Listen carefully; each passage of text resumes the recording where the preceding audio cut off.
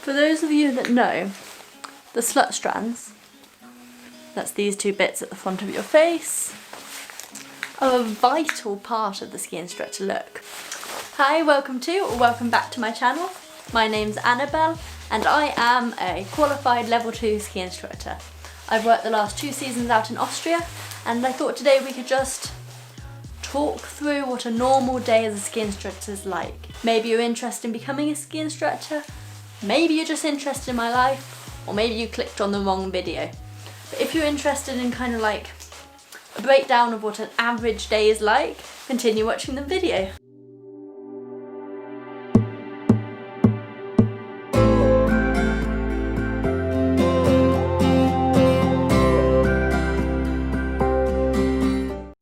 To some of you it might be, go without thinking, others not so much. We're currently in the middle of the corona pandemic and I am actually back at home in the UK, so I won't be able to, video through a day as a ski instructor. However, I will be inserting clips and videos and photos of the ski season, but I thought we could just have a sit down, talk it through.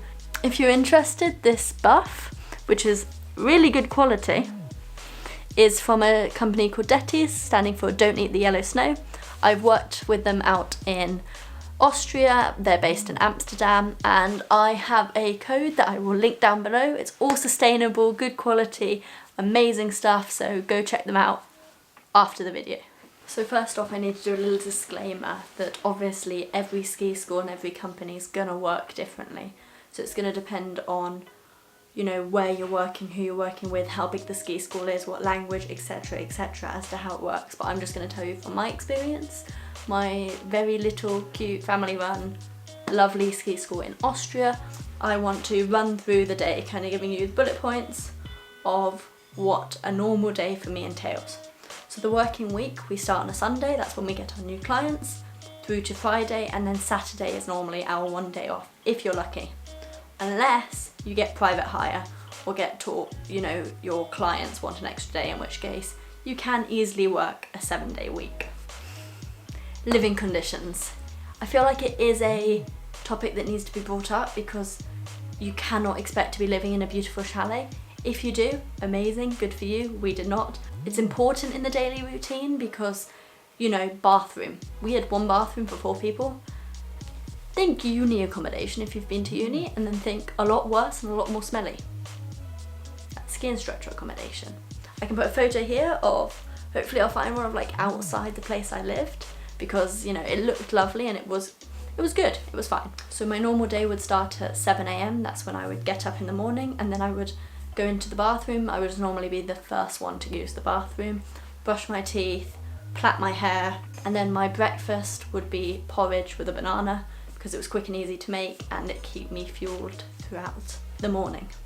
Then after we've had breakfast and everything, we were really lucky. There were 2 other ski schools in the area and they weren't so lucky in terms of positioning, but I literally just had to walk across the road and that is where the bus stop was, and at 8:17 every morning we got on the bus as the joint house and caught the bus up to the ski school, because we were living down in the valley and it was about a 10-minute bus drive up to the main gondol area where our ski school was located.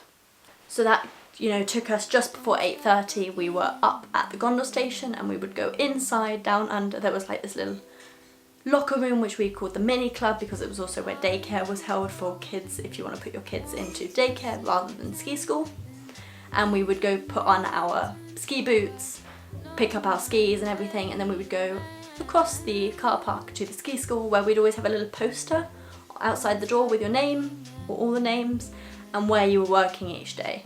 That would obviously normally be very important on a Sunday when you're getting new clients, and then throughout the week you should check it in case something changes, but we kind of normally knew where we were after that.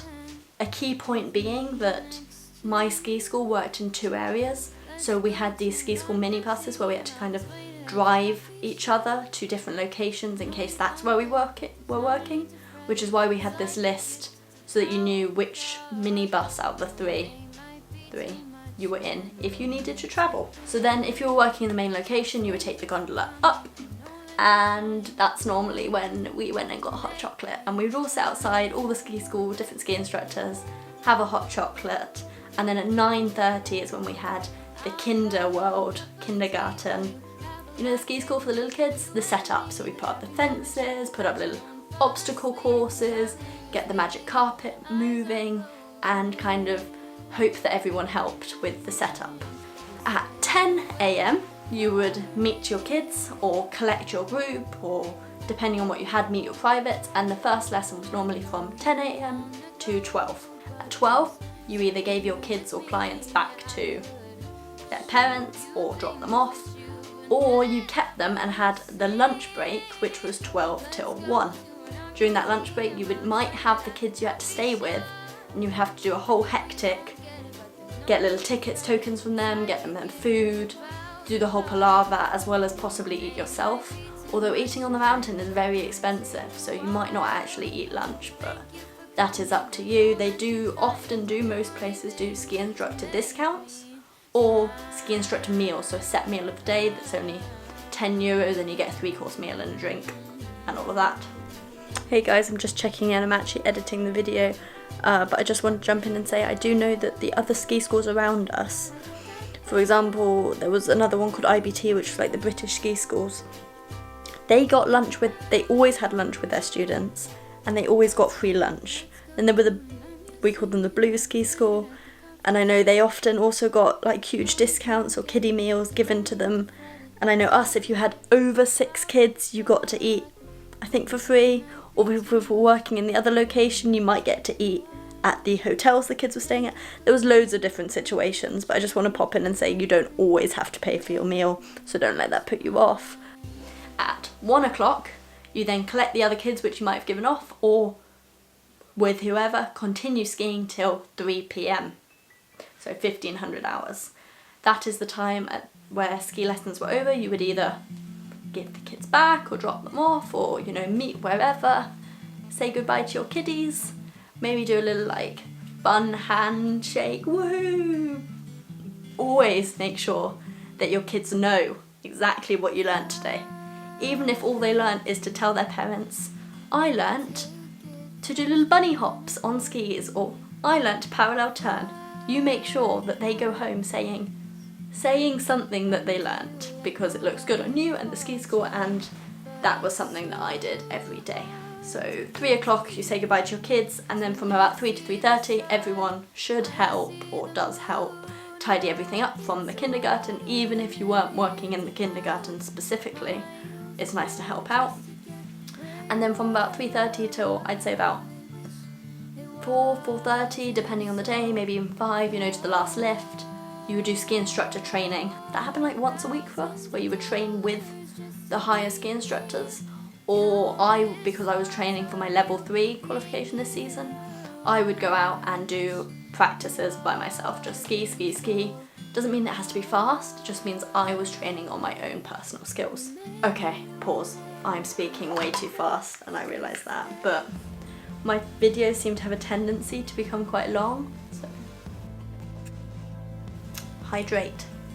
Now I'm gonna go pee, because I'm drinking more water than I normally do, and that's really good for you, so do that. Where was I? When you're done skiing, there was the Talabfahrt, which basically means you go from the top of the mountain down to the very bottom at where the gondola station is, put all your kit away, and then by 5 o'clock, or at 5 o'clock, we would have to sign out in the office. So you go into the office, meet Tony, who's the boss, and say, hey Tony, I had 6 kids today, and they all did the 2 hours in the morning and the 2 hours in the afternoon, and he would write that all down, and that's kind of like how that worked in our ski school. And then, depending on the day, not gonna lie, most days we would head to Tenner or Ukos, which were our 2 kind of après-ski bars. I think it's quite important to kind of point out at this point that I was not at a big ski resort with party, drinking, woohoo. It was a very small place, everyone knew everybody in terms of people that worked there. So our après-ski, in my mind, for me personally, was a lot of fun, because, you know, you'd have a drink or 2, everyone knew each other, and it was just a really chill vibe. It was almost like a house party, because these two little bars are basically only ski instructors go there, or people that might have come on holidays here multiple years in a row. 6 o'clock was the last bus, as in from the gondola station back down into town where all our accommodation was. So I would normally get the 6 o'clock bus. It was actually 6:05. Otherwise you had to pay 15 euros for a taxi back down. So we kind of just, when I say après every night, I mean a radler, which is like, what's that in English? Like a shandy. That was my go-to drink. Really living the life out here with, you know, my mixers of wine or beer with Sprite. So I'd get the bus back down, back home, and at home I would normally take a shower straight away because that was a good time for me to get that in, and then I would start leisurely cooking dinner or watching YouTube, chilling. Our days are so full on the mountain, whether that's actually physically skiing or mentally. People don't realise looking after kids or individuals on the mountain is tiring, is stressful. You have to be with it at all times because it's a dangerous environment, but it's a lot of fun. So exhausted, you would chill, eat, chill, not much else. On other nights, so I'd say this is about half and half, you would get home and then after dinner you'd go back out. So we had our kind of like, one of the ski schools had a bar as part of their accommodation, so it kind of was their house, and out the front it was front entrance or back entrance to the bar. And on various nights that would open a week and we'd all meet up there and have another drink, play some card games, play some random games, chill in their huge kitchen, and that was a really nice social aspect. Generally speaking though, like being a ski instructor is a lot of fun. I'm trying to think what else I can tell you. Our ski school ranged from, you could start your kids in the mini ski toddler classes from 3 years old, all the way to, you know, private adult beginners or experts, and I've taught all the range from the tiny little beginners to I've had some quite advanced adults, which is what I absolutely love. I love being more of a guide because that's something I find fun, but also, you know, when you get a group of little kids and they're all singing behind you because you're the coolest person in the world. Good feeling. So obviously in the last few minutes I've kind of just run through the bullet points of like my daily routine, but if you'd like to see a video more into like how you become a ski instructor, you know, the qualification process and all of that, or even, you know, what kit I take with me on a season and what you need as a ski instructor, like I'm happy to do that. But right now I just wanted to give, you know, very basic outline of what it is like being a ski instructor on a day-to-day basis, because before I became an instructor there isn't much info out there of like the breakdown of a day. Everyone talks about, yes, okay, let me talk about this as well. Fresh air, beauty, weather, skiing. If you love skiing, you're gonna love being a ski instructor. I mean, if you can deal with kids, because there are kids, there's a lot of kids, or at least in my place there was a lot of kids. So you need to think about it. Are you thinking about doing this for, you know, one season to live it up and party and, you know, be on the mountains and break even in terms of finance, or are you looking to be a more, like I was, long-term ski instructor where this is something that you want to go through the qualifications, improve yourself, improve your skills, improve your teaching and help others, and really, you know, make this a career path for yourself. I just want to point out that obviously I've said this before, but everything I've said in this video so far is my experience from my ski school. Does not mean, and I don't want anyone coming at me, that if you go and become a ski instructor that this is what your day-to-day life is going to be like. Because I've only in this video talked about being a ski instructor kind of in our base location, and that's the 4-hour shift with a 5th hour if you've got, you know, lunch care.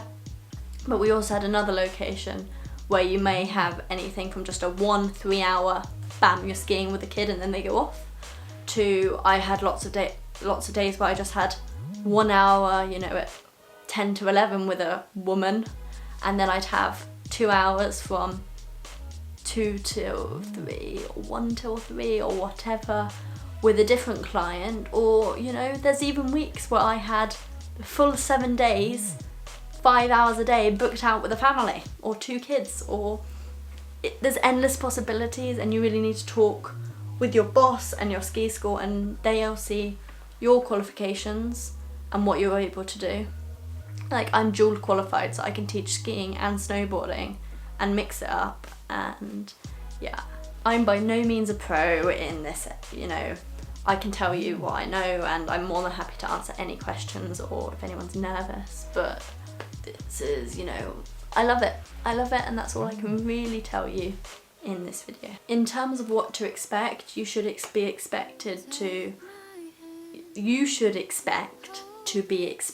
you know, be punctual, be mature, be able to look after kids, be able to, you know, articulate in my case in Austria, English and German, what you want your kids to be able to do. We also work with a lot of Dutch and Danish, so a lot of the people in my ski school were Dutch and Danish and were able to speak with those kids. You know, you very much have to be able to accommodate any situation and just kind of flow with it, because, you know, being a ski instructor, you're going to get so many different people who may have never been on a chairlift before and they're terrified of heights, and so that would be my number one thing, you know, be prepared to just go with it and go with the flow, and, you know, put your best foot forward and see what you're able to achieve being a ski instructor, because it's not all about you wanting to ski, it's about you wanting to provide the best experience of something you love and sharing it with other people. So I wanted to keep this first video on, you know, ski instructing short and sweet to see if anyone's really interested and see how this video does. But yeah, feel free to ask me any questions. I've said this before, but you know, it's a topic I'm passionate about and love and would love to share more content about. So like, comment, subscribe, and do all those YouTube things, and I'll see you again soon. Bye!